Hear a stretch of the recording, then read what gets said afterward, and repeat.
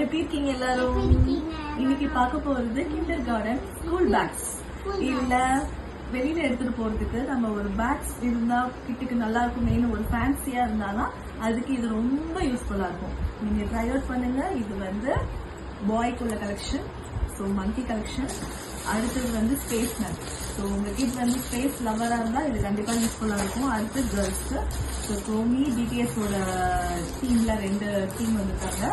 அப்புறம் வழக்கம் போல unicorn the favourite, so the pink one and purple one. So அது இது.